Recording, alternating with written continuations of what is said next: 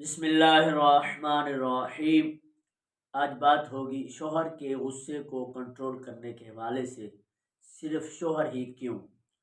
شوہر کے علاوہ آپ کا جو بھی تعلق دار ہے، چاہے وہ آپ کا بیٹا ہے، چاہے وہ آپ کا بھائی ہے، چاہے وہ آپ کا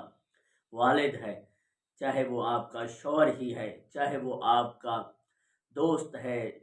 تعلق دار ہے، چاہے بیٹا ہے، بیٹی ہے، بیوی ہے، ماں ہے، جو بھی آپ کا جلال والا شخص ہے، تعلق والا، جس کے اندر جلال حد سے بڑا ہوا ہے، آؤٹ آف کنٹرول ہے، آپ چاہتے ہیں اس کے جلال کو جمال میں بدلیں، اس کے غصے کو کنٹرول کریں، قابو میں کریں، تو بس ایک ہی وظیفہ سارے گھر کے لیے کافی، سارے دوستوں کے لیے کافی ہے۔ وظیفہ کیا ہے؟ آپ نے ایک مرتبہ اللہ کا یہ نام نامی یا ودود پڑھنا ہے، پانی پر دم کر کے خود پئیں، اپنے بچوں کو پلائیں، اپنے دوستوں کو پلائیں،